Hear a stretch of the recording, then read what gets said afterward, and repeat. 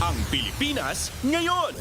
Narito na ang pinakamainit na mga balita na nakalap sa bawat sulok ng bansa. Ihahatid sa bawat Pilipino saan man kayo sa mundo.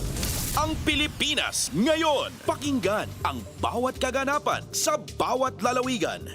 Ito ang Pilipinas ngayon.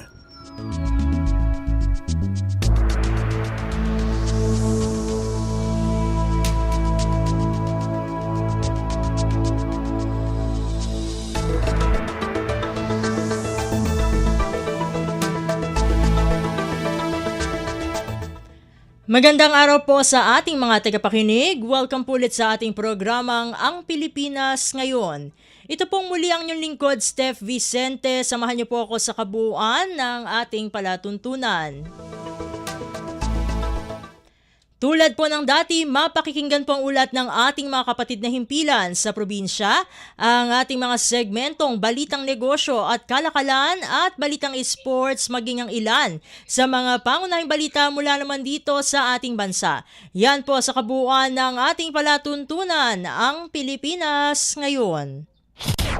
Mga kaganapan sa Kamaynilaan at mga kalapit na lalawigan dito sa Ang Pilipinas Ngayon.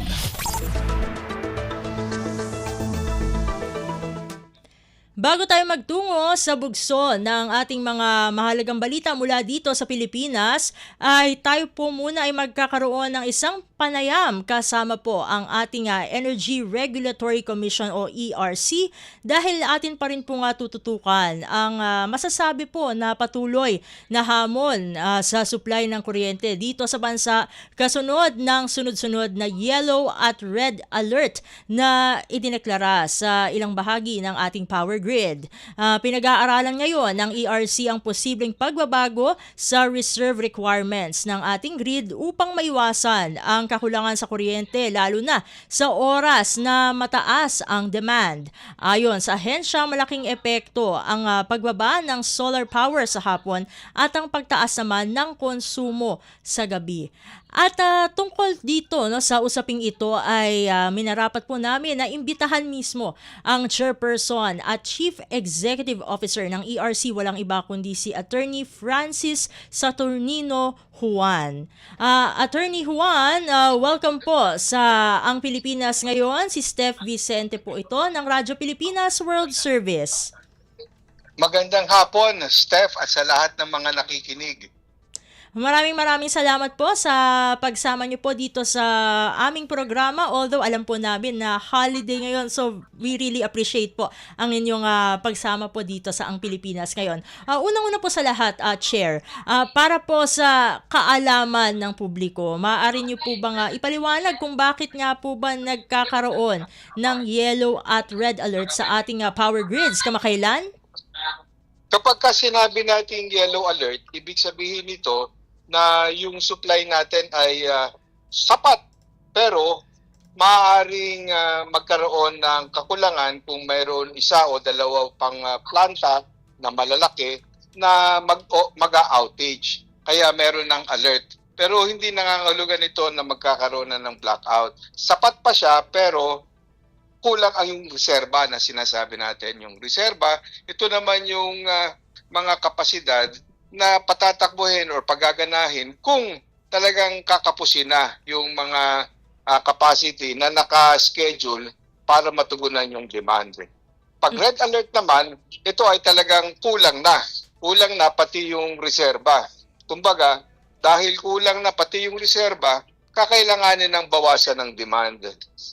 Dito na mangyayari yung mga rotational brownouts. Syempre po, given na yun nga po, merong yellow at red alerts na syempre ay dyan po ay makikita na apektado po ang supply ng kuryente dito sa Pilipinas. Ano naman po ang kasalukuyan na ginagawa ng PRC upang matugunan ito nga pong masasabi na kakulangan sa supply ng kuryente sa Luzon at Visayas? Dito sa near term, dahil patuloy na nakikita natin yung yellow alert sa Visayas dahil may malaking planta doon na matagal na rin na hindi nakakatakbo dahil may sira. So ang ERC ay nakikipag-ugnayan sa Department of Energy kung ano yung plano nang sa ganon ay madagdagan ng sa lalong madaling panahon yung reserba dyan. May mga pinaplano ang Department of Energy at tayo sa ERC ay nakahanda na tumugon kung ano yung kinakailangang regulatory approvals for anumang regulasyon ang dapat namin na ipalabas nang sa ganon ay maisagawa ng Department of Energy yung plano nila para matugunan yung immediate na problema dyan sa Visayas na nakikita natin na patuloy pa rin ang yellow alert. Sa medyo pang medium term naman ay sinisimulan na ng komisyon na rebisahin o pag-aralan kung ano yung nararapat na reserve requirement. Ibig sabihin, ngayon kasi meron tayong mga pinaiiral na mga alituntunin na kung saan ito ang tinukoy natin na dami ng reserba na kakailanganin para sa ating grid.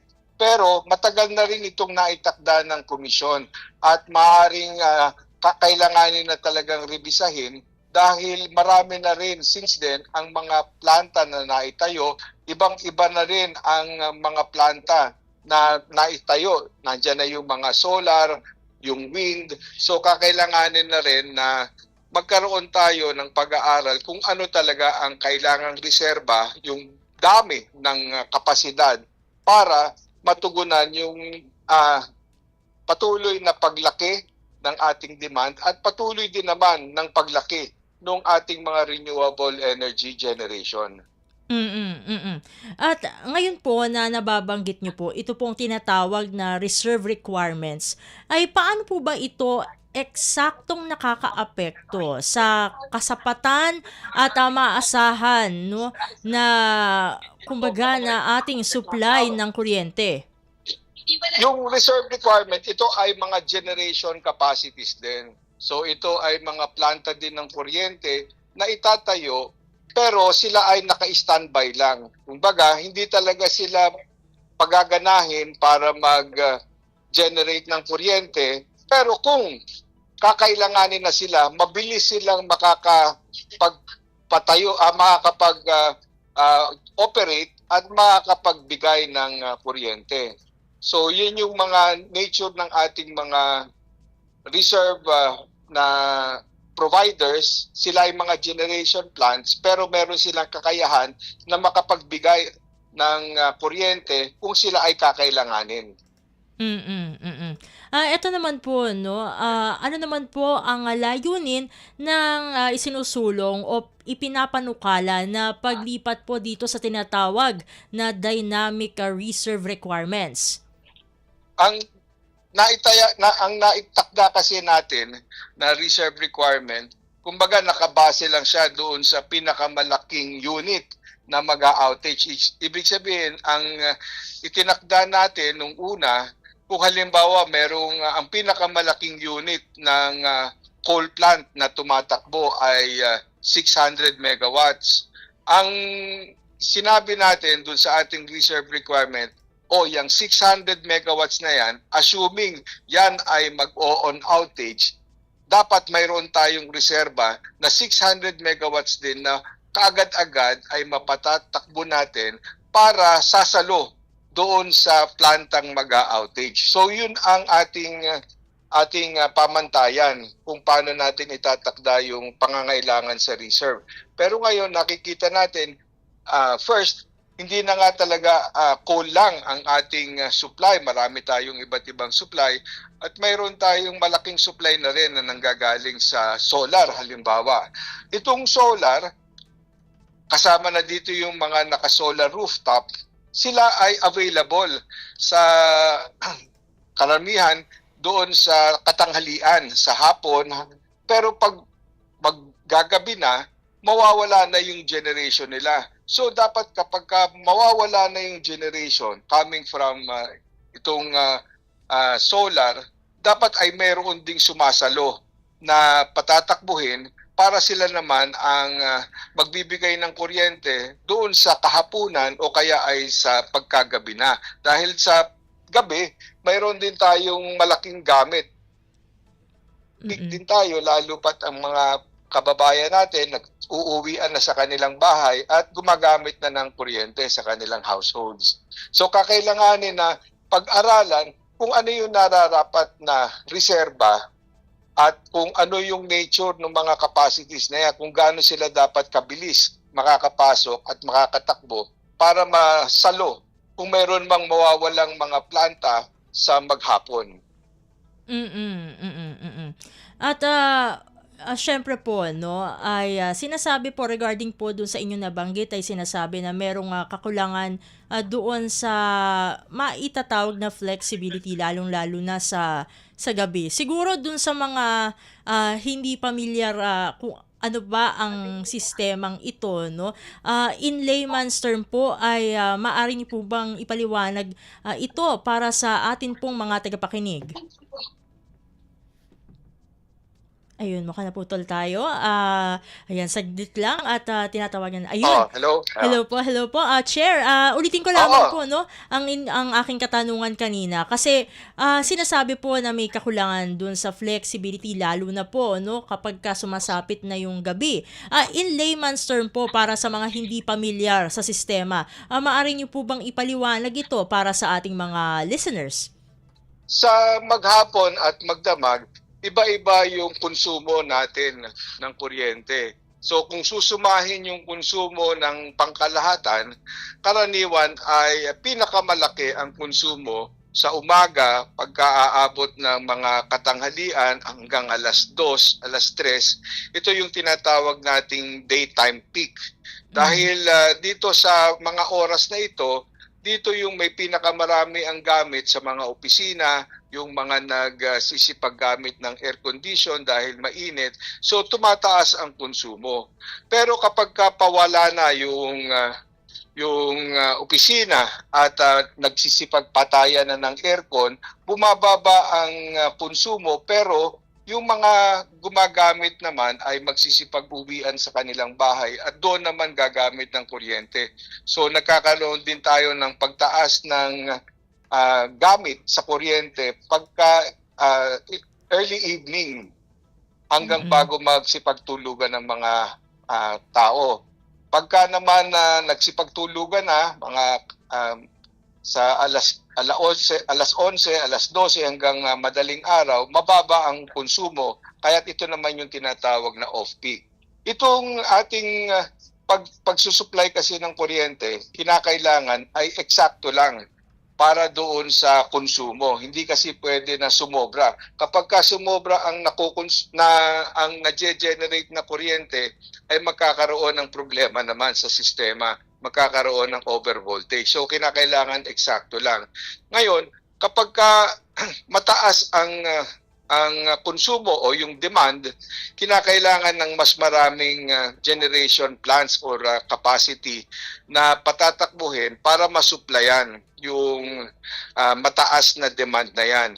At kung mataas ang demand, karaniwan, gagamitin mo na rin sa pagsusupply yung mga plantang mas mahal. Mas mahal silang patakbuhin dahil nga kung baga ang kanilang ginagamit na fuel or panggatong ay mas may kamahalan kumpara doon sa ibang mga planta na dire-diretso ang pagtakbo or tinatawag nating 24/7 or baseload plants. Yung mga plantang yan, kung titingnan natin yung gastos ng kanilang pag-generate ng kuryente, mas mababa kumpara doon sa ibang planta na kailangan patakbuhin kung mataas ang demand. So yan ang ginagawang pagbabalanse sa pagsusupply ng kuryente, babalanse nito doon sa umiiral na demand. Kaya kung hindi natin maayos yung pagtatakda ng reserba, maaaring may mga panahon na nakikita natin na nagkukulang na yung talagang supply at kung yung reserba na naitakda noong una pa man ay hindi na rin sasapat, so talagang mag-yellow at magkakaroon pa rin ng possibility ng red alert. Mm. Chair, given itong circumstances na ito, ay ano po yung mahalagang papel no nagagampanan po ng renewable energy tulad na lamang po ng solar sa kasalukuyang sitwasyon ng supply ng kuryente? Gaya nung nasabi ko, nakakababa sa overall na demand yung pagkakaroon ng solar sa lalo sa demand sa katanghalian dahil nababawasan yung gamit natin lalo meron tayo mga solar rooftop.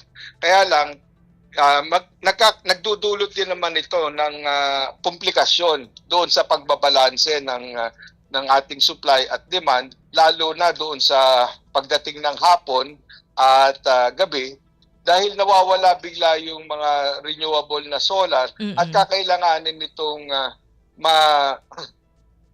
magkaroon ng ibang klasing planta na sasalo doon sa kung ano mang mawawala na solar generation. Ngayon po nga nabanggit niyo po 'yan 'no, bukod sa pagkakaroon ng other options po 'no, na other pagkukuhanan ng enerhiya, ano-ano pa po yung mga hakbang na ginagawa upang mapabilis ang pag-aproba ng mga proyektong makatutulong po 'no, upang kahit papaano ay masuportahan po yung kasalukuyang supply ng kuryente dito sa ating bansa? Oo. Gaya ng nasabi natin, kung ang problema ay supply at ang kailangan natin ay additional na capacities, kakailanganin natin na makapanghikayat ng mamumuhunan, yung magsisipag tayo ng mga plantang kakailanganin natin. Siyempre, para sila mamuhunan, kakailanganin na humingi sila ng mga permiso at mga approvals mula sa gobyerno. At pagdating doon sa kakailanganin nilang approvals mula sa ERC, ito naman ang kontribusyon ng aming ahensya. Pabibilisin namin yung pag-evaluate ng kung ano man ang aplikasyon nila at mag-i-issue kami ng mga desisyon at pag-aproba in a timely manner nang sa ganun ay makita nila na maayos na mamuhunan sa bansa at makapagtatayo sila ng mga additional plans sa lalong madaling panahon. At given po no na nabanggit niyo po yung iba pang mga stakeholders din po no, paano po pinalalakas ng ERC ang koordinasyon sa iba pang mga ahensya ng ating pamahalaan tulad na nga po ng DOE at ng iba pang mga stakeholder sa sektor ng enerhiya upang mai-address po no, yung mga hamon na kinakaharap po ngayon? Oo, bukas ang ating communication lines sa Department of Energy at maayos yung ating koordinasyon nang sa ganon ay nabibigyan namin ng regulatory support kung ano yung direksyon na gustong tahakin ng Department of Energy. Pagdating naman sa ibang mga stakeholders, sa mga generation companies, sa NGCP, sa mga distribution utilities, lagi tayong nakikipagkonsultasyon sa kanila. Bawat hakbang na ginagawa ng ERC ay kinukonsulta din natin sa mga stakeholders para nakakakuha din tayo ng inputs mula sa kanila at nang sa ganon ay mas madali ang buy-in at ang kanilang pagtanggap dun sa kung ano man na mga regulasyon ang ipalalabas namin. Chair, ito naman po no, siguro marami ang curious din po dito no. Ano daw po ang kahalagahan ng energy storage systems tulad na nga po ng battery storage sa pagpapatatag ng power supply dito sa Pilipinas? Oo, buti nabanggit mo yan kasi isa nga din yan sa tinitingnan ng komisyon na maaring makatulong pagdating dun sa pagkakaroon ng more flexibility sa ating power system. Kasi kung malaki na talaga yung kontribusyon ng ating mga solar plants lalo sa katanghalian at yung iba dito ay sobra-sobra na, ay mahirap naman na hindi natin mapakinabangan yung sobra-sobra na yon. Kaya't kung mayroon tayong mga karagdagang energy storage, yung mga batteries, maaari nilang i-charge yung kanilang baterya dito sa mga panahon na malaki ang excess mula sa mga solar generation natin. At itong mga batteries naman na ito maaari silang magamit doon sa paghapon na at pag maggagabi na, pwede silang magamit doon para makatulong din doon sa pangangailangan sa reserve. Ito naman po no, Chair, paano naman po makikinabang ang mga consumer dun sa plano po no na pagpapalawak ng ancillary services? Oo, una syempre maiiwasan natin yung pagkakaroon ng red alert o yung rotating blackouts. Malaking perwisyo na naranasan natin yan. Malaking perwisyo talaga na mawalan ka ng kuryente. Meron pa na pupwede na may mamatay dahil nawalan ng kuryente, hindi makagamit ng equipment na gamit para sa kanilang paghinga. So ito ang unang priority natin, na magkaroon ng adequate na supply nang sa ganun ay maiwasan yung mga blackouts. Second, of course, yung cost. Dahil yung mga gagawin naman na hakbang, yung pagdadagdag ng kapasidad, ito ay nangangahulugan na mayroong mag-i-incur ng cost para makapagpatayo ng panibagong planta, makapag-supply, makapagpatayo ng baterya. So, ang ating objective is i-manage yung cost na yan at i-optimize nang sa ganun ay hindi naman ma-expose sa napakatataas na singil ang ating mga consumers. Ito naman po, no, paano naman na pinaghahandaan po ng ERC ang posibleng epekto ng El Nino sa supply ng kuryente dito sa Pilipinas? Oo, ito na nga, nakikita natin na may mga nagsasabi na maaaring magkaroon ng El Nino sa mga susunod na buwan. Inaasahan natin na magkakaroon na naman ng paghigpit ng supply, lalo pat hindi magamit yung ibang mga hydro plants natin. So patuloy naman na magbabantay ang ERC nang sa ganon ay masiguro nila na walang mananamantala. Now, insofar as yung sufficient yung koordinasyon natin with the Department of Energy dun sa pag-inspect, dun sa mga plantang naka-outage, at nang makita na talagang ginagawa ang lahat ng magagawa, nang sa ganoon ay maisaayos na yung mga plantang yan at mapatakbo na sila ulit.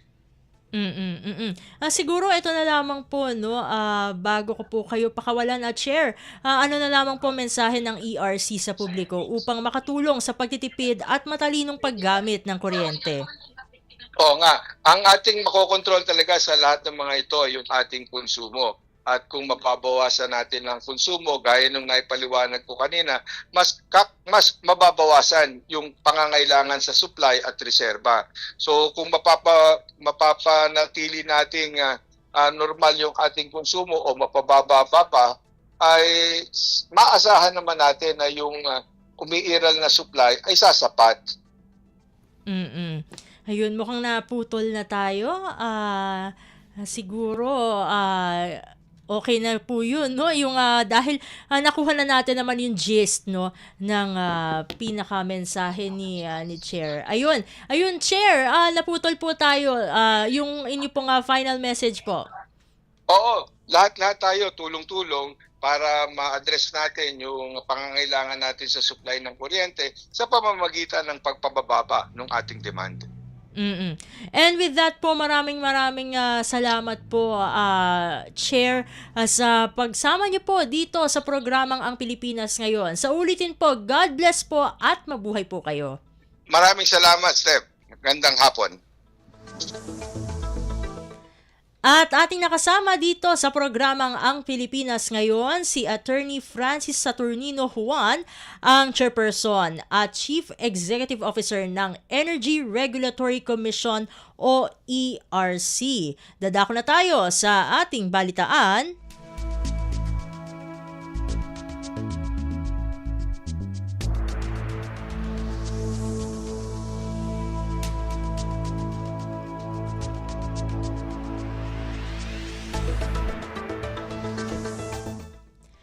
Sa mahalagang balita, sinabi ni Pangulong Ferdinand R. Marcos Jr. na mahalaga ang kanyang state visit sa Japan para patatagin at palawakin ang strategic partnership ng dalawang bansa. Nakatuon ang kanyang pagbisita sa pagtutulungan sa seguridad, kalakalan, pamumuhunan, energy, maritime affairs at regional peace. Tatalakayin din ang mga prioridad ng Pilipinas at kung paano magtutugma ang interes ng dalawang bansa sa mga issue sa West Philippine Sea, tensyon sa Middle East at iba pa. I will be advancing Philippine priorities, and we will discuss where future synergies and complementary interests converge with those of Japan in the West Philippine Sea, the ongoing conflict in the Middle East, in ASEAN, our cooperation also with the United States, and the Philippines' candidature to the United Nations Security Council. Magkakaroon ng malawak na talakayan sina Pangulong Marcos at Japanese Prime Minister Sanae Takaichi tungkol sa iba't ibang issue at kung paano palalakasin ang ugnayan at kooperasyon ng dalawang bansa sa seguridad, ekonomiya at global peace. Inaasahang sasaksihan ng dalawa ang paglagda sa ilang kasunduan. The Prime Minister and I also expect to witness the signing and exchange of important agreements in trade and investment. We will also be announcing key bilateral initiatives in security and maritime cooperation. Si Pangulong Ferdinand R. Marcos Jr. Kumpleto, detalyadong balitaan, di papahuli sa mahahalagang kaganapan. Kamustahin ang inang bayan, ang Pilipinas ngayon. Kaugnay pa rin ang pagbisita ng Pangulo sa Japan, binigyang diin ng isang ekonomista ang napakalaking epekto ng pagbisita ni Pangulong Ferdinand R. Marcos Jr. sa Japan para sa isang state visit upang maselyuhan ang mga kasunduang lalo pang magpapalakas sa ekonomiya ng Pilipinas. Sa panayam kay Financial and Market Analyst Professor Astro Del Castillo, ilan nga sa mga magiging benepisyo ng bansa sa state visit ni Pangulong Marcos sa Japan ay ang karagdagan pang infrastructure financing, karagdagan pang investors at mas maraming employment opportunities para sa ating mga kababayan. Sa tulong din ito ay mas mapalalakas at mapatitibay pa ang trade relationship ng Pilipinas at Japan. Timely nga itong bisita na ito dahil Japan is a natural ally. So may common interest tayo, no? It's to their interest to strengthen both of our countries, no, to be more competitive within the ASEAN region, no. Especially may mga geopolitical risk tayo na hinaharap kasi sa mga pag-uusapan sa pagbisita ng ating presidente ay hindi lang yung energy security, infra, trade investment, pati yung defense economy, no. Yan ang naging pahayag ni Financial and Market Analyst Professor Astro Del Castillo. Pasada ng mga balita mula sa Pilipinas para sa mga Pilipino saan man sa mundo. Ang Pilipinas ngayon.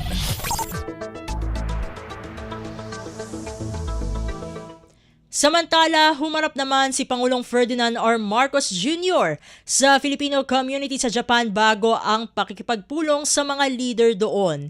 Kinilala ng Pangulo ang malaking ambag ng mga overseas Filipino worker o OFWs para mapalakas ang ugnayan ng dalawang bansa.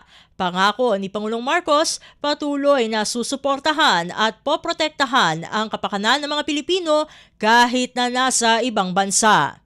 Napakahalaga para sa amin na ipabatid sa inyo na ang inyong pamahalaan ay walang tigil at walang sawang nagsisikap upang mapangalagaan ang inyong mga karapatan, kapakanan at kaligtasan habang kayo ay naghahanap buhay sa ibayong dagat.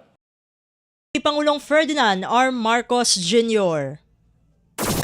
Kumpleto, detalyadong balitaan, di papahuli sa mahahalagang kaganapan. Kamustahin ang inang bayan, ang Pilipinas ngayon. Samantala, mga kabataang Pilipino sa Japan dapat i-maximize ang mga oportunidad doon upang mapaunlad ang sarili at ang bansa. Ayon yan kay Pangulong Ferdinand R. Marcos Jr.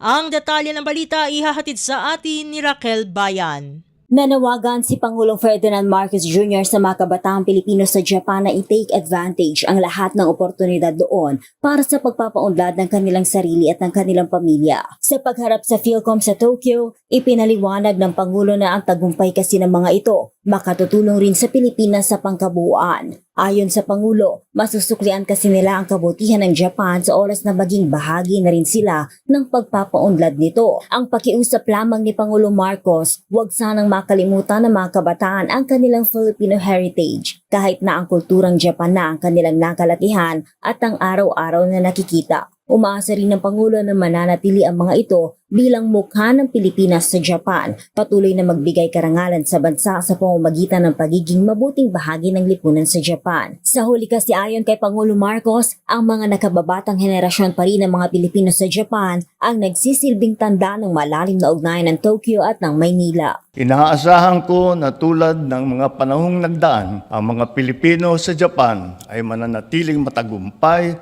sa kani-kanilang mga napiling larangan. Nagtitiwala ako sa kakayahan ng bawat isa na maging haligi ng inyong mga pamayanan. Inaasahan ko rin na patuloy na magbibigay ng karangalan sa bansa ang ating mga OFW dito sa Japan sa pamamagitan ng pagiging mabuting mamamayan at pagiging masunurin sa mga batas at alituntunin ng bansang ito na itinuturing na ninyong pangalawang tahanan. Mula sa Malacanang para sa Bagong Pilipinas, Rakalbayan ng Radyo Pilipinas, Radyo Publiko. Pasada ng mga balita mula sa Pilipinas para sa mga Pilipino saan man sa mundo. Ang Pilipinas ngayon. Sa iba pang mga ulat, ipinagkibit balikat lamang ni Pangulong Ferdinand R. Marcos Jr. ang naging pahayag ng kanyang kapatid na si Senadora Amy Marcos kaugnay sa umano'y walang magaganap na eleksyon sa taong 2028 at magkakaroon pa umano ng term extension.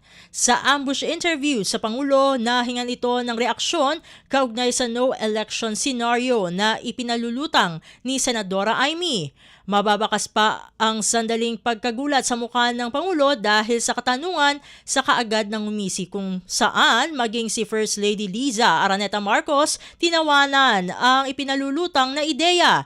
Samantala, una nang sinabi ni Communications Undersecretary at Palace Press Officer Attorney Claire Castro na ang administrasyon ni Pangulong Marcos palaging nakasunod sa batas. Dapat aniyang tanungin si Senadora Amy kung saan ba nitong nakukuha ang mga ipinalulutang nitong impormasyon.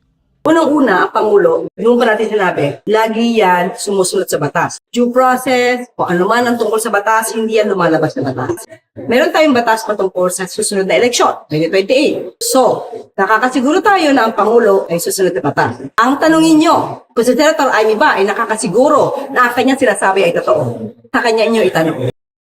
Dagdag pa ni Undersecretary Castro na diversionary tactics lamang ito ni Senadora Amy upang ilihis ang atensyon ng publiko sa napipintong impeachment trial laban kay Vice President Sara Duterte at ang nangyaring putukan sa Senado at ang tunay na motibo rito. Ito ay para matakpan, matabunan ang totoong issue. Nalalapit na po yung impeachment trial. So alam naman natin kung ano yung gusto ni Senator Amy pagdating sa impeachment trial. Wala pang trial pero para meron na siyang judgment. And at the same time, para mapagtakpan kung ano nangyari talaga sa Senado. Yung papaano pa naitakas o nailabas ni Senator Robin Padilla si Senator Bato. At kung paano na nagkaroon talaga ng putukan at sino ba talaga ang nagpasimula nito at kung sino ba talaga ang may nais na magkaroon ng ganitong klaseng gulo. Ang naging pahayag ni Communications Undersecretary at Palace Press Officer Attorney Claire Castro. Kumpleto, detalyadong balitaan, di papahuli sa mahahalagang kaganapan. Kamustahin ang inang bayan, ang Pilipinas ngayon. Samantala, hindi opisyal na napag-uusapan sa House of Representatives ang charter change at no election 2028 maging ang People's Initiative. Ayon kay Iloilo 1st District Representative Janet Garin, bawat kongreso, bawat administrasyon ay napag-uusapan ang mga paksang ito. Ngunit wala aniyang mga seryosong pag-uusap dahil kung nagkaroon man umano ng pag-uusap, dapat ay mayroong lingguhang pagpupulang o pagpupulong ang mga pinuno ng Kongreso. Ani Representative Garin, isang napakalaking kasinungalingan at nakakainsulto ang sinasabing kaya marami umanong bumoto sa committee report ng House Committee on Justice kaugnay ng impeachment ni Vice President Sara Duterte ay dahil sa NOEL 2028. Binigyang diin din ng kongresista kung nagkaroon man ng pag-uusap sina House Speaker Bogie D at dating Senate President Tito Soto, hindi ito formal na talakayan kaya hindi naman kailangang ibaba pa sa mga miyembro ng Kamara para mapag-usapan sa plenaryo. Hindi siya officially pinag-uusapan no sa House of Representatives kasi ang usapang no election, CONAS, People's Initiative, bawat kongreso, bawat administrasyon na pag-uusapan yun. No? Kasi it's just like any other measure na dinidiscuss siya. Pero seriously being discussed during the 20th Congress, especially relating it to the impeachment, talagang malaking kasinungalingan yan. No, kung nag-usap man si Speaker Bogie at si former Senate President Tito Soto, ang pagkaintindi namin, nung nalaman nga namin kahapon, parang medyo napag-usapan, ang laki ng Senate building, doon nagsimula yata. But then, if indeed it's a serious discussion, may weekly meeting. Si Speaker with the Deputy Speakers and all the other leaders in the House, never itong natakal.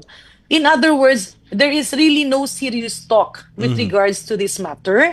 At napakamalaking kuryente at kasinungalingan yung sinasabing, kaya marami ang bumoto sa committee report ng Committee on Justice in relation to the impeachment dahil daw sa promise ng NOEL. Medyo talagang nakakainsulto at napakalaking kasinungalingan yan. Iloilo 1st District Representative Janet Garin. Pasada ng mga balita mula sa Pilipinas para sa mga Pilipino saan man sa mundo. Ang Pilipinas ngayon. Sa iba pang mga ulat, wala sa prioridad ni Cavite 4th District Representative Kiko Barzaga ang pagsilbi sa kanyang distrito dahil sa mga hindi pangkaraniwang sitwasyon na ipinapakita nito. Ito ang binigyang diin ni Iloilo 1st District Representative Janet Garin sa programang Global na Tayo ng Radyo Pilipinas World Service. Ani Representative Garin, hindi matatawag na idealism ang mga ipinapakita ni Representative Barzaga dahil iyong mga ibang batang kongresista ay tumatayo o humaharap sa plenaryo para talakayin ang mga panukalang batas na kanilang isinusulong o kung anuman ang mga isyong pinag-uusapan sa Kamara. Dagdag pa ng mambabatas, hindi mag-a-adjust ang Kongreso sa kung ano ang gusto lamang ng isang kongresista. Ayon pa kay Representative Garin, ang pag-iisang miyembro ng Kamara ay pagkakaroon ng kapangyarihan sa gitna ng mga pagsubok na maaari nitong kaharapin. Ang daming, how will I call it? No? Ang daming challenges. Alam mo, it's not a walk in the park. Now, being a public servant, akala mo lang, may power yan, may ganun yan. But no, there are a lot of challenges. At kapag ikaw ay merong situation na hindi pangkaraniwan, mahirap-hirap talaga, no? It's giving too much power to somebody na hindi nga wala sa prioridad yung pagsilbi sa kanyang distrito. Okay. Pero yung mga ginagawa niya does not seem, hindi siya, siguro pwede mong masabing idealism, no? Yung ibang mga batang kongresista din na tumatayo doon. Yes. No, let's say tumatayo to discuss the merits of a bill, no? Or kung budget man yan, tatayo para pag-usapan yung budget. Si Iloilo 1st District Representative Janet Garin. Pasada ng mga balita mula sa Pilipinas para sa mga Pilipino saan man sa mundo. Ang Pilipinas ngayon. Samantala, Senate Minority Bloc maaaring ikonsidera ang pagdulog sa Korte Suprema ang posibleng abuse of discretion ng Majority Bloc sa pag-amyenda ng Senate Rules.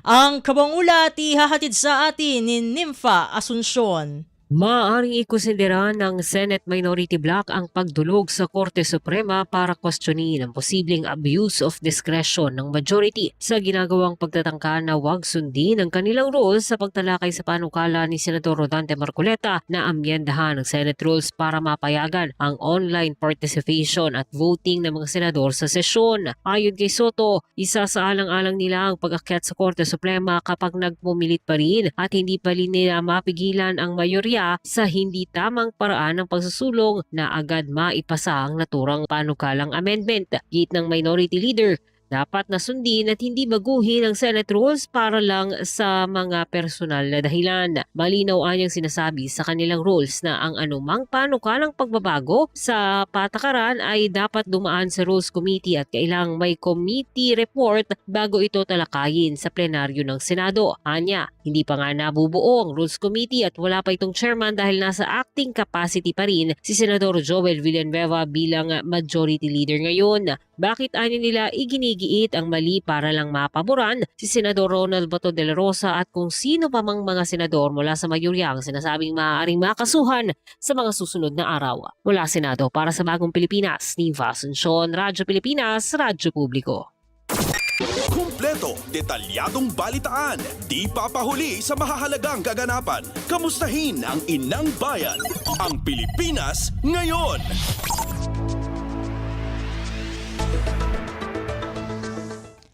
Sa iba pang mga balita, nagpahayag ng kanyang pagsusuri ang isang eksperto ukol sa lumalalang polarisasyon sa politika ng bansa kasunod ng kontrobersyal na walkout ng Minority Bloc sa Senado nitong Martes. Sa panayam sa programang Global na Tayo, ibinahagi ni Professor Louis Montemar, isang kilalang sociologist mula sa Polytechnic University of the Philippines o PUP, ang kanyang pananaw bilang eksperto sa larangan ng sosyolohiya.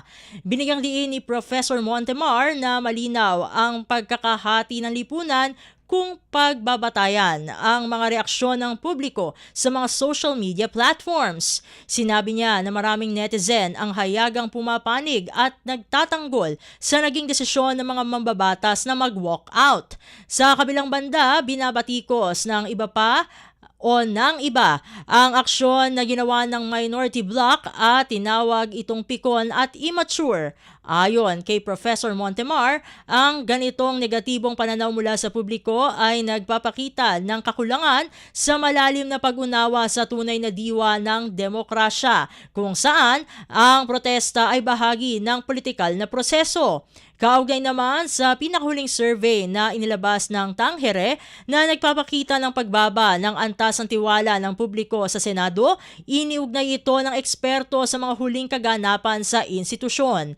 Ayon kay Professor Montemar, ang mga sunod-sunod na kaguluhan at hidwaan sa loob ng Senado ang pangunahing dahilan ng pagkadismaya ng mga mamamayan. Aniya, upang maibalik ang kredibilidad ng Senado, iminungkahi ng sociologist na agarang ayusin ang sistema at pamalakad sa loob ng Senado upang mawakasan ang mga kaguluhan at nararapat na patawan ng suspensyon ang mga senador na nahaharap sa malalaking kaso upang mapanatili ang integridad ng institusyon.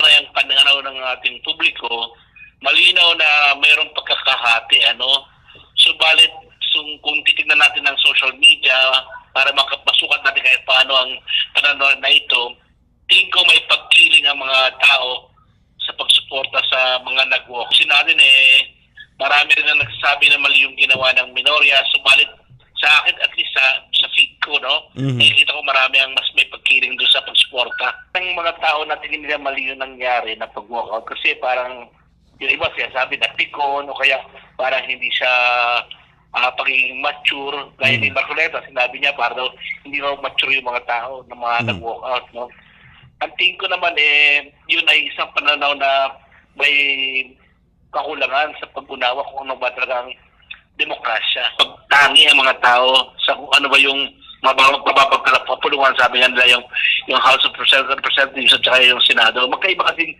institusyon yan, no? Although iisa sila bilang Kongreso. So tingin ko yung survey na yan pagka ginawa ngayon, no, maaaring mas tumaas pa ang ang mas bumaba pa ang pagtingin ng mga tao sa mga senador natin dahil sa mga nangyari kaguluhan. Fragmented, biyak tayo sa opinion, no? Subalit malakas ang opinion talaga ng marami na kinakailangan. Ang malinaw sa akin, kailangan natin ayusin ang Senado. At maayos lamang yan kung yung mayorya, kilalanin nila na yung 11 sa kanila ay may mga kaso. Yung 11 na yun, yung mga pinakaseryosong kaso at meron naman talagang findings na talagang malaki ang kasalanan, kinakailangan siguro nilang suspindihin para may ayos ang institusyon. Kasi nga sa sosyolohiya, mahalaga yung pagpapahalaga. Si Professor Louis Montemar, isang kilalang sociologist mula sa Polytechnic University of the Philippines o PUP. Pasada ng mga balita mula sa Pilipinas para sa mga Pilipino saan man sa mundo. Ang Pilipinas Ngayon. Samantala, aabot sa 9 hanggang 10 senador ang iimbestigahan ng Office of the Ombudsman kaugnay ng umano'y mga irregularidad sa mga proyekto ng pamahalaan. Pahayag ito ni Ombudsman Jesus Crispin Remulla matapos kumpirmahin ang pagsasampa ng kasong plunder sa Sandigan Bayan laban kay Senador Jinggoy Estrada sa Huwebes at Senador Joel Villanueva sa susunod na 2 linggo. Ayon kay Remulla, may 3 pang senador na iniimbestigahan bukod sa mga nauna nang sinampahan ng kaso. Sa ngayon, patuloy pang sinusuri ang mga ebidensya at hindi pa inilalabas ang lahat ng detalye ng investigasyon. Nilinaw din ng Ombudsman na ang isang hiwalay na reklamo laban kay Senador Rodante Marcoleta ay posibleng umabot din sa kasong plunder kahit pa may kinalaman umano ito sa donasyon, depende sa magiging basehan ng investigasyon. Meron pa kaming mga pinag-aaralan na mabibigat na kaso. Hindi kasi madaling maglatag ng kaso, tandaan nyo yan. Ang kalaban mo, maraming pera, tapos may kapangyarihan, at matagal na nandyan, hindi madali. Ito talaga, dinadahan-dahan namin, iniingatan namin ang pagkalap ng ebidensya sapagkat one shot lang to eh. Hindi mo naman pwedeng araw-arawin yan. Mabibigat na tao yan. Hindi naman to mga ordinaryong mamamayan. Ito talaga mabibigat na tao. Nabulaanan ni Ombudsman Remulla ang mga alegasyong pag-single out sa mga senador mula sa mayorya kaugnay sa issue sa flood control projects. Ayon kay Remulla, sadyang nasa flood control talaga at Senado ang interes ng taong bayan ngayon kung kaya't ito ang kanilang unang tinugunan. Ang trabaho ng ombudsman lahat eh. Ngayon, marami ako pinirmahan ng preventive suspension sa mga mayors. Andyan, kay Odo Dante ngayon. Pinirmahan ko rin sa mga mayors within the whole country. Marami kami pinirpaso na kaso dito. Kaya lang, syempre, ang public interest naririto sa flood control at sa nangyayari sa bansa at nangyayari sa Senado at sa Kongreso. Si Ombudsman Jesus Crispin Remulla. Kumpleto, detalyadong balitaan, di papahuli sa mahahalagang kaganapan. Kamustahin ang inang bayan, ang Pilipinas Ngayon. Sa iba pang mga ulat, nananatiling nakatutok ang pamahalaan sa kaligtasan ng mga migranteng Pilipino sa gitna ng banta ng digmaan sa Middle East. Kinumpirma ni Department of Migrant Workers o DMW Undersecretary Bernard Olalia na ligtas na nakalabas ang karamihan sa mga Pilipinong seafarers na dumaan sa Strait of Hormuz at Persian Gulf. Sa panayam sa programang Global na Tayo, inihayag ni Yusek Olalia na batay sa kanilang real-time monitoring data, mayroong 1,834 na Pilipinong mandaragat na matagumpay na nakalampas sa mapanganib na ruta at halos 60 vessels na mayroong mga Pilipinong seafarer ang opisyal na nakalabas sa naturang daanan. Sinabi rin ng DMW official na tuloy-tuloy ang pakipagtulungan ng ahensya sa manning agencies upang masiguro ang kaligtasan ng mga natitirang mandaragat mandaragat sa rehiyon. Pansamantala namang pinapayagan ng DMW ang crew change o pagpapalit ng mga marino sa mga barkong malapit sa Strait of Hormuz upang mailayo sila sa panganib. Po natin as of May 25, which was 2 days ago, nasa mahigit 1,850 na po yung nakalagpas, no, nakaalis mula sa naiipit sa Persian Gulf na mga Filipino seafarers natin. Halos 60 vessels na ang nakalabas po doon, no? At yan po ay real-time monitoring ng ating departamento dahil ang unang ating mandato ay tutukan sila, tulungan at ilayo sa kapahamakan, no? Patuloy po tayong nakikipag-ugnayan sa iba't ibang mga stakeholders, lalong-lalo na sa mga licensed manning agencies, ito yung mga recruitment agencies na nag-deploy sa ating mga seafarers, at syempre yung kanilang mga employers, no? Mahigpit po ang bilin ng ating presidente at ng ating secretary ng DMW na i-monitor at tulungan sila sa mga pangangailangan po. Ceasefire na ipinatupad ng Iran at saka US, pinayagan natin temporarily na mag-crew change dyan sa Strait of Hormuz, dyan sa malapit sa Strait of Hormuz, sa may UAE at saka dyan sa mga ports, no? So yung ating crew change, ibig sabihin pwede silang bumaba at sumampa, no? Pero pansamantala lamang yon. Ngayon, kapag lumala ang sitwasyon at na-break yung ceasefire o kaya kahit hindi na-break, kapag ka nagkaroon ng kaguluhan na maapektuhan yung seguridad at security ng ating mga Filipino seafarers, ay tatanggalin po natin yung right to crew change nila, no? Tatanggalin natin. Ibig sabihin, bawal na ulit silang magbaba, bawal na ulit magsampa. Sa ibang lugar nila gagawin yon. Yun po ang umiiral po natin na protocol ngayon. Pero yung ibang protocol natin, yung refuse to sail, at syempre yung close monitoring, yung providing all the safety standards, at saka yung protocol, ando doon pa rin po yan. Si Department of Migrant Workers o DMW Undersecretary Bernard Olalia. Pasada ng mga balita mula sa Pilipinas para sa mga Pilipino saan man sa mundo. Ang Pilipinas ngayon. At iyan ang mga may init na kaganapan para sa araw na ito. Samantala, ating antabayanan ang mga ulat mula sa ating mga kapatid na himpilan sa probinsya para sa regional news sa pagbabalik ng Ang Pilipinas Ngayon, makalipas lamang po ang ilang mga paalala. Mabilisang trivia, dagdag talino. Heto na ang Dagling Kaalaman. Ngayong tag-ulan, kasabay ng baha ang banta ng leptospirosis, isang sakit na dulot ng bakterya mula sa ihi ng hayop, kadalasan mula sa daga. Narito ang mga dapat tandaan para makaiwas. Iwasang lumusong sa baha kung hindi kinakailangan. Kung lumusong, agad na maghugas o maligo gamit ang sabon at malinis na tubig. At kung may sintomas, agad na kumonsulta sa doktor para sa tamang gamutan. Protektahan ang sarili at pamilya. Iwas leptospirosis, iwas peligro. Stay safe, kabayan! Kaunting kaalaman na malaking dagdag talino. Abangan muli ang susunod na Dagling Kaalaman.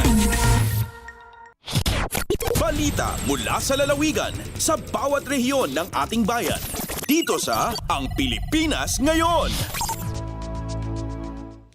Nagbabalik na po ang ating programang Ang Pilipinas Ngayon at narito na ang bugso ng ating mga regional news. Dumako muna tayo sa rehiyon ng Luzon. Pamamahagi ng farm machineries, Benteng Bigas, Farmers Congress at pagkilala sa mga natatanging magsasaka, tampok sa Farmers and Fisherfolks Month celebration sa Mountain Province. Ang kabangulat ihahatid sa atin ni Donna Kawis Balyo mula sa Bontoc. Na-celebrar ti Farmers and Fisherfolks Month dito'y Bontoc a pinartisiparan dagiti mannalon, mangalap, agricultural stakeholders, local government units, ken opisyal ti sektor ti agrikultura, karaman iti aktibidad ti Farmers Congress, panakabigbig dagiti outstanding farmers and fisherfolk, Benteng Bigas meron na program, ken kadiwa ng Pangulo. Kinuna ni DA High Value Crops Development Program Director Joseph Manicad nga agtultuloy ti panang suporta ti Department of Agriculture, babaan kadagiti baro at teknolohiya, trainings, financial assistance ken market access tapno mapapigsa ti produksyon ken pagbiyagan dagiti mannalon ken mangalap. Kabayatan na ikanmat dagiti 30 a farmers cooperatives and associations iti nasrok 4.57 million pesos nga agricultural machinery and equipment manipod iti DA babaan iti High Value Crops Development Program. Narpos na bontok saon Andona Kawisbalyo para sa Radyo Pilipinas World Service. Balita mula sa lalawigan sa bawat rehiyon ng ating bayan. Dito sa Ang Pilipinas Ngayon. Inyong napakinggan ang ulat ni Donna Kawisbalyo mula sa Bontok. Punta naman tayo sa Tabuk, ideal level of capacity functionality na kamit ng lungsod ng Tabuk. Ang detalye ng balita ihahatid naman sa atin ni Renzi Joaquin. Ituloy iti siyudad nga Tabuk dagiti kang runan nga programa para iti panangsalwag kadagiti ubing. May paligip amay sa iti siyudad nga Tabuk kadagiti 73 nga LGUs ti pagilyan nga nakastrek ti ideal level of functionality 2026 Local Council for the Protection of Children Functionality Assessment. Pinanaknakan ti LGU Tabuk City tinapigsa epektibo kan commitment daytoy may panggap ti child protection system iti local level. May paligipay nga 83 nga LGUs ti na-assess ket dagiti saan nga karaman iti ideal level ket naibilang akas mature kan progressive levels. Kahit nangasawen nga pasayatan da pa iti LCPC structures, policies ken services da para kadagiti ubing. Ti LCPC ket bukten dagiti local government officials, child welfare advocates, agraman education ken health professionals. Manipod DZRK Tabuk City. Renzi Joaquin agipadpadamag para iti Radyo Pilipinas World Service. Balita mula sa lalawigan sa bawat rehiyon ng ating bayan. Dito sa Ang Pilipinas Ngayon. Inyong napakinggan ang ulat ni Renzi Joaquin mula sa Tabuk. Puntahan naman natin ang Lucena. Mahigit 13,000 pamilyang 4Ps sa Mimaropa magtatapos bilang benepisyaryo ngayong taong 2026. Ang kabuulat ihahatid naman sa atin ni Mara Grezula.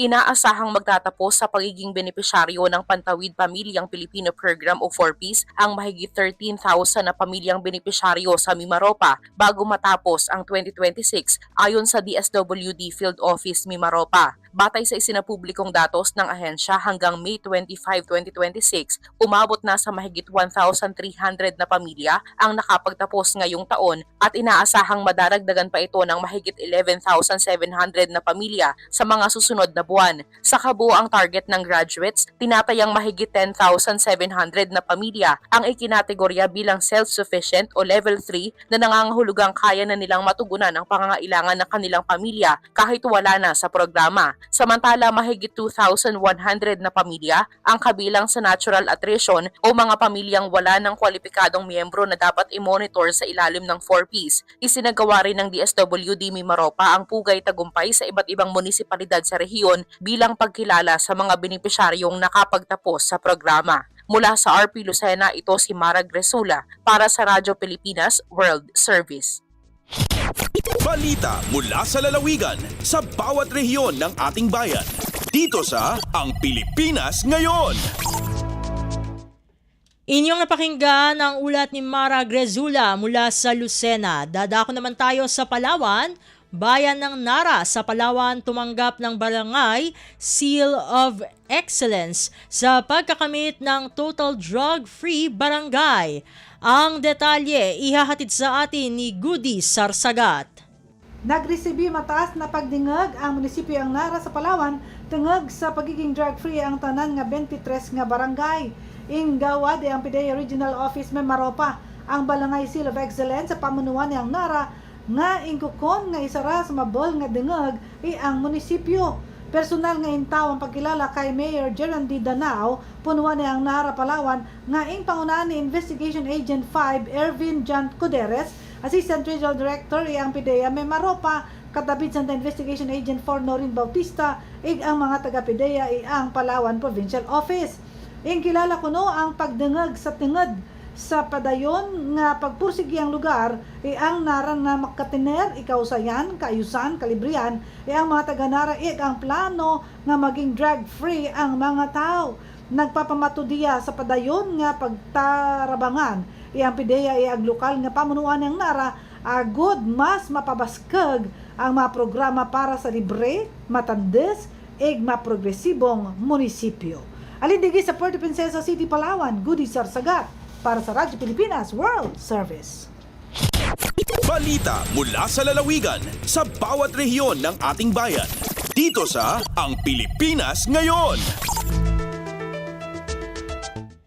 Inyong napakinggan ang ulat ni Goody Sarsagat mula sa Palawan. Puntahan naman natin ang Kabisayaan. Mga magsasaka sa bayan ng Gandara, Samar nakatanggap ng abono mula sa gobyerno. Narito si Suzette Pretensio para sa balita mula sa Calbayog. Ginpatigayon sa gobyerno lokal sa Bungto San Gandara, Samar sa pagpanguna ni Mayor Warren Aguilar ang distribusyon sa abono para sa mga lokal nga parag-uma sa Bungto. Pinaagi sa Municipal Agriculture Office igin-distribuer ang mga abono ngadto sa mga benepisyaryo kaupod ang suporta sa Department of Agriculture Region 8. Tumong sini nga programa ang pagpauswag sa produksyon sa agrikultura ngan paghatag sa duga nga bulig sa panginabuhi sa mga parag-uma. Sumala sa gobyerno lokal, ini nga inisyatiba nagpapakita sa padayon nga suporta sa sektor sa agrikultura labi na sa paghatag sa abono nga importante sa pagpauswag sa aningan kita sa mga parag-uma sa Gandara. Nagpahayag naman sa hulos nga pasasalamat ang mga parag-uma sa nakarawat nga bulig matikang sa gobyerno. Matikang sa Radyo Pilipinas Calbayog, ini si Suzette Pretensio para sa Radyo Pilipinas World Service. Balita mula sa lalawigan sa bawat rehiyon ng ating bayan. Dito sa Ang Pilipinas Ngayon. Inyong napakinggan ang ulat ni Suzette Pretensio mula sa Calbayog. Dakuin naman natin ang Mindanao Citywide Office to Office IEC campaign. Isinagawa ng LGU Tandag sa tanggapan ng BIR Revenue District Office 106. Ang detalye ng balita ihahatid naman sa atin ni Raymond Aplaya mula sa Tandag. Padayon nga gilusad sa kagamhanang lokal ning syudad sa Tandag ang Citywide Office-to-Office Information, Education and Communications o IEC campaign. Karong simanaha, gipagayon kini dito sa opisina sa Bureau of Internal Revenue o BIR Revenue District Office 106 nga nahimutang dinhi sa syudad. Usa ka joint team gikan sa City Nutrition Office, CDRRMO, Ecological Solid Waste Management Office o sa Bureau of Fire Protection ang nagpaambit og mahinungdanong mga kasayuran mahitungod sa public health, nutrition, environmental awareness o disaster preparedness kundi nahiglakip dinhi ang El Nino phenomenon. Subay nini, nagpadayag sa iyang kinasingkasing nga pagpasalamat si Revenue District Officer Mr. Marco Antonio Calo ngadto kang City Mayor Roxanne Pimentel sa pagpasiyugdan nini nga inisyatiba. Din iyang gisgutan kung unsa ka importante o makahatag og dugang kaalam ang maong sesyon alang sa adlaw-adlaw nga kinabuhi sa ilang mga empleyado. Ang isgutang karavan magpadayon matag adlaw nga Lunes sa tanang opisina sa syudad aron masiguro ang usa ka mas luwas, mas lig-on o mas andam nga komunidad. Gikan sa Radyo Pilipinas Tandag, kini sa Raymond Aplaya, alang sa Radyo Pilipinas World Service. Balita mula sa lalawigan sa bawat rehiyon ng ating bayan. Dito sa Ang Pilipinas Ngayon. Inyong napakinggan ang ulat ni Raymond Aplaya mula sa Tandag. Dadako naman tayo sa Hulo, bayan ng Pandami sa Sulu, nagtatag ng Municipal Task Force para sa kapayapaan at kaunlaran.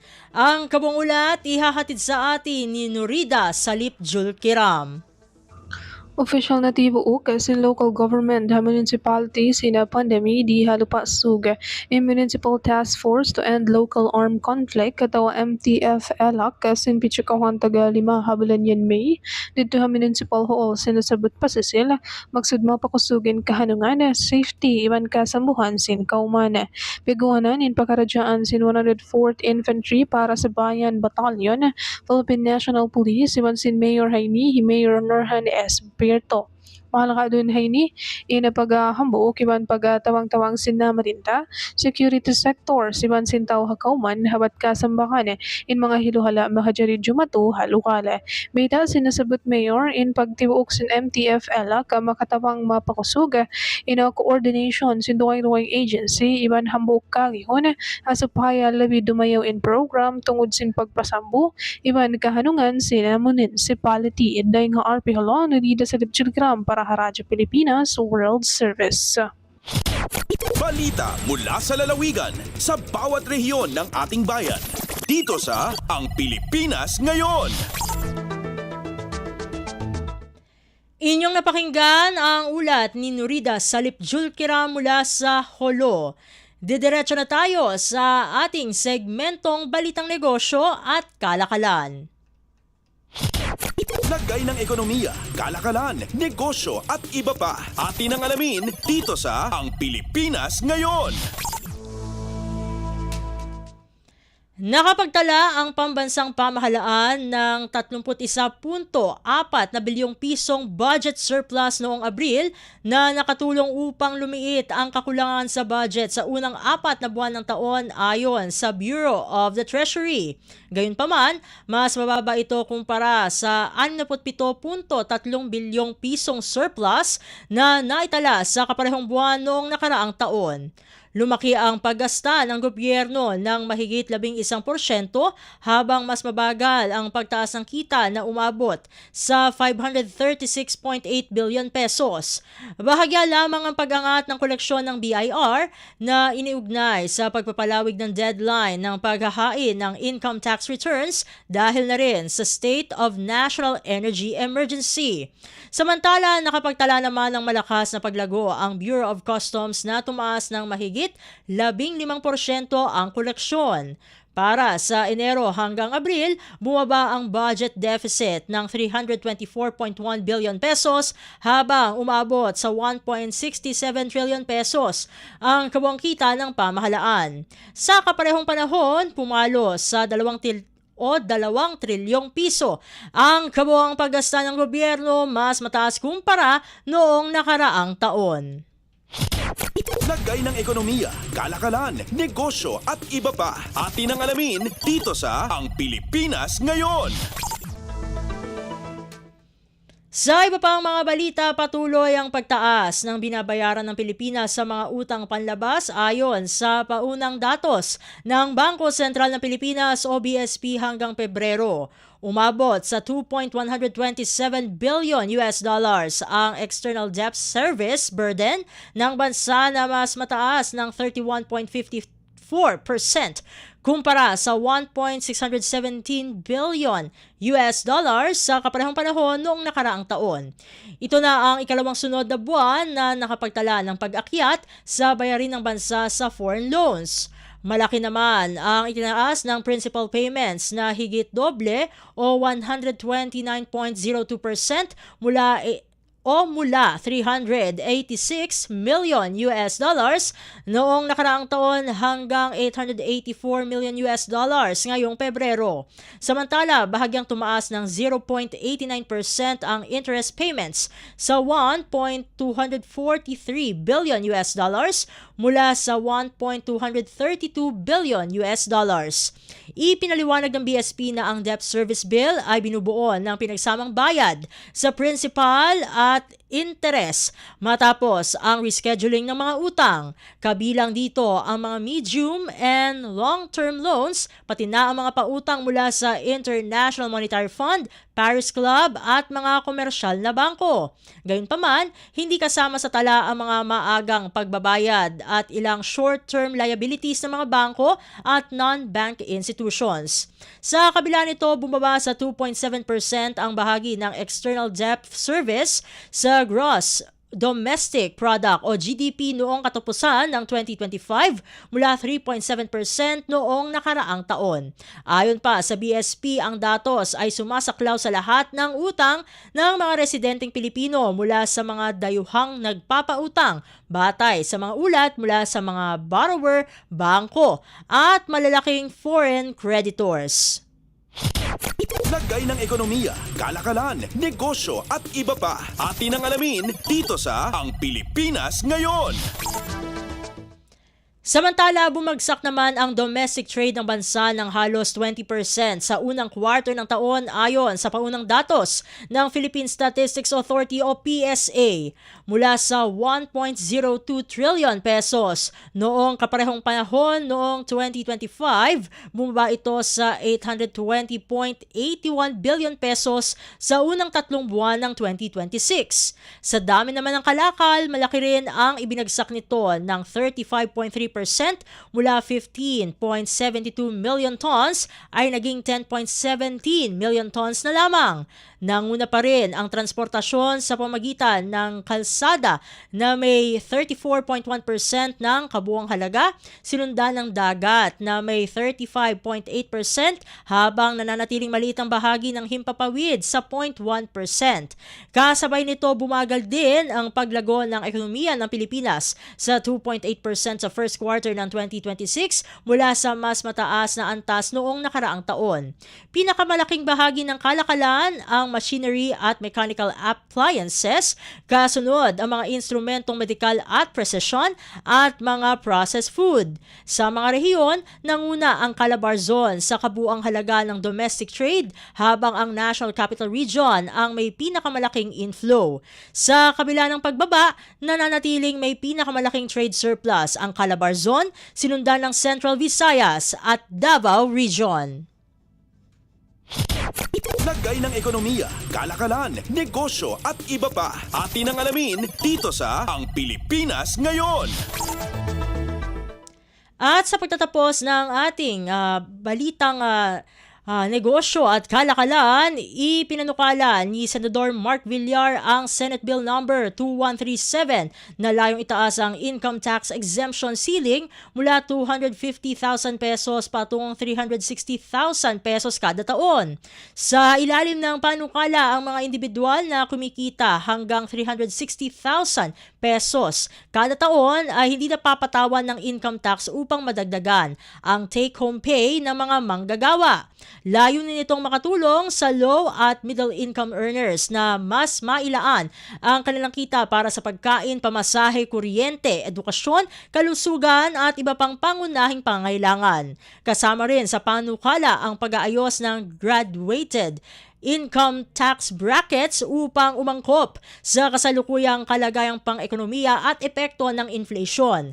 Ayon sa Bangko Sentral ng Pilipinas, posibleng umabot sa 3.6% ang inflation ngayong taon lampas sa target ng pamahalaan na 3%. Batay naman sa datos ng Philippine Statistics Authority, inaasahang magpapatuloy ang pagtaas ng presyo ng mga pangunahing bilihin kaya bumababa ang purchasing power ng mga pamilya. Giit ni Senador Villar, makatutulong ang panukala sa pagpapalakas ng household spending at ekonomiya kasabay ng pagbibigay ng mas makataong sistema ng pagbubuwis para sa mga manggagawang Pilipino. Lagay ng ekonomiya, kalakalan, negosyo at iba pa. Atin ang alamin dito sa Ang Pilipinas Ngayon. At dito na nagtatapos ang ating segmentong Balitang Negosyo at Kalakalan para sa araw na ito. Didiretso na tayo sa ating segmentong Balitang Sports na ihahatid naman sa atin ni Win Peñano. Updates at pinakahuling mga usapin sa mundo ng palakasan. Atin ang pakinggan dito sa Ang Pilipinas Ngayon.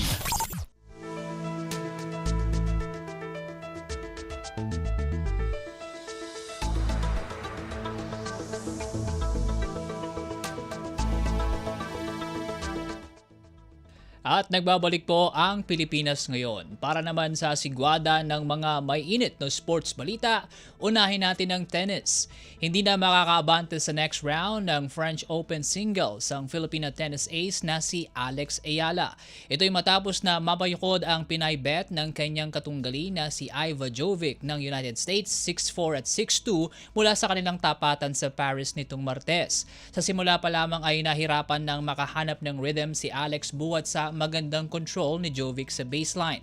Sa last frame maagang nakakambyo sa full throttle ang world number 17 dahilan para hindi na mapaporma ang Filipina ace hanggang dulo. Dahil sa first round loss, exit na sa singles event sa Ayala habang buhay pa ang tsansa nito sa doubles competition. Next target ni Ayala at kapartner nitong si Victoria Mboko ng Canada ang tandem ni Leila Fernandez at Diana Schneider sa first round ng doubles category. Updates at pinakahuling mga usapin sa mundo ng palakasan. Atin ang pakinggan dito sa Ang Pilipinas Ngayon.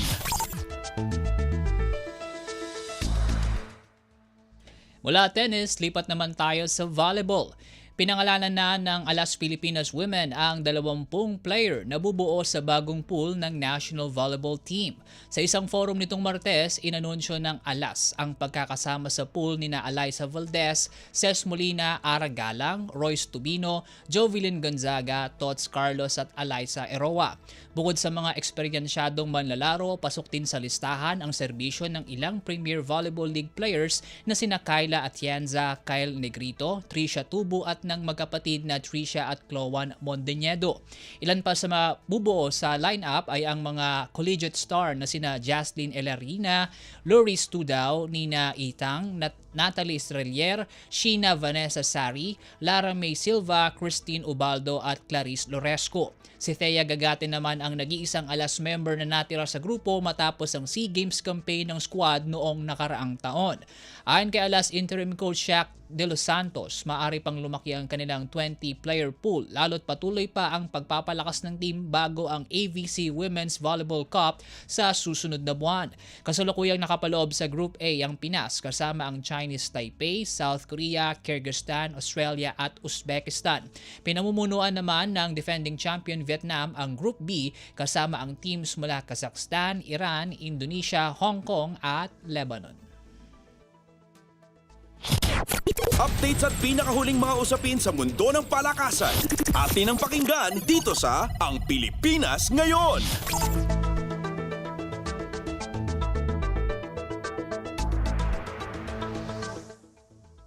Mula volleyball, kabig naman tayo sa boxing. Magandang performances ang ipinamalas ni Carlo Paalam at Clark Visera dahilan para masilat ng mga ito ang gintong medalya sa Eindhoven Box Cup 2026 sa the Netherlands. Sa unang sumabak sa men's elite 55 kg division ang Tokyo Olympic silver medalist na si Paalam kontra kay Abdul Burton ng Inglaterra. Dito ipinamalas ng Pinoy boxer ang kanyang bilis mula umpisa hanggang dulo ng match, kaya naman easy peasy ang pagkukumbinsi nito sa 5 hurado na pumabor sa kanya. Samantala sa bukod na bout, kahalintulad na 5-0 unanimous decision win din ang naibandera ni Visera sa men's 50 kg class matapos na dominahin ang Ukrainian opponent na si Rudik Maxim. Bagaman naisahan ni Maxim sa opening frame, ginamit naman ng 19-year-old Filipino boxer ang succeeding rounds para kontrolin ng match at hindi nabigyan pa ng tsansa ang kalaban. Ito na ang ikalawang gold ni Visera sa loob ng 2 linggo matapos ang matagumpay na kampanya nito sa 63rd Belgrade Winter Elite Men and Women Boxing Tournament. Updates at pinakahuling mga usapin sa mundo ng palakasan. Atin ang pakinggan dito sa Ang Pilipinas Ngayon.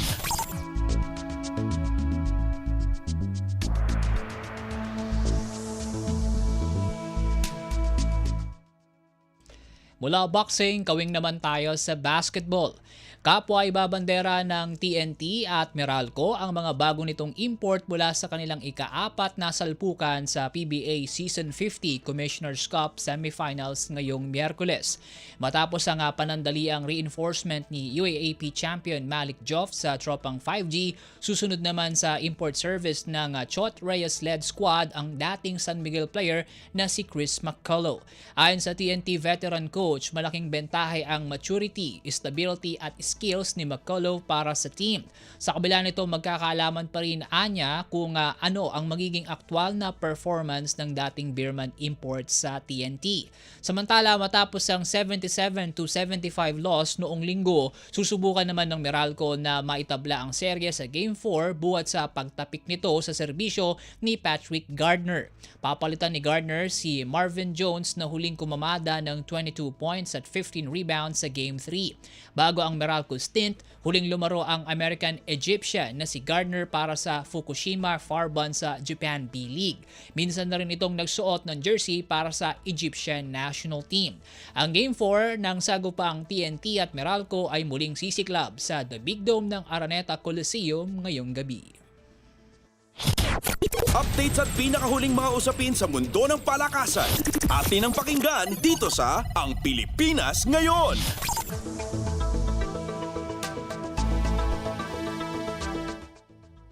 At yan po ang mga balitang aming nakalap sa larangan ng palakasan. Para sa Radyo Pilipinas World Service, ako po muli si Win Peñano. Balik na po tayo sa regular na programa ng Ang Pilipinas Ngayon kasama si Steph Vicente.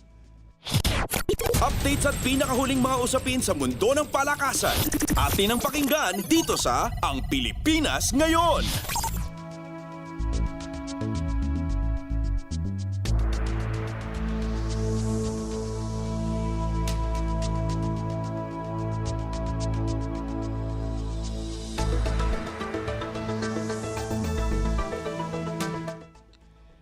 At inyo pong napakinggan ang ating segmentong Balitang Esports. Magpapasalamat na tayo sa ating mga nakasama sa studio na si Namilo Jonella, Susan Aison, Hiro Lucero, Justin Osias at Anthony Pimentel. Maraming salamat din sa ating executive producer na si Drizel Nanyong. Salamat din sa mga naghatid ng mga ulat mula sa Kamaynilaan at mga probinsya. Pinasasalamatan din natin ang mga naghatid sa atin o ang naghatid sa atin ng segmentong Balitang Sports na si Win Peñano. At syempre maraming salamat din sa ating nakaagapay, isa sa mga nakaagapay natin sa ating mga scripts na si Jay Arevalo. At syempre maraming salamat sa ating station manager na si Mr. Ray Sampang. Maraming salamat po hanggang sa susunod na edisyon ng ating palatuntunan. Ito pong muli ang inyong lingkod, Steph Vicente. Mabuhay po tayong mga Pilipino. At yan ang Pilipinas Ngayon. Muling samahan sa parehong oras at alamin ang pinakahuling mga kaganapan at balita saan man kayo naroon. Ang Pilipinas Ngayon.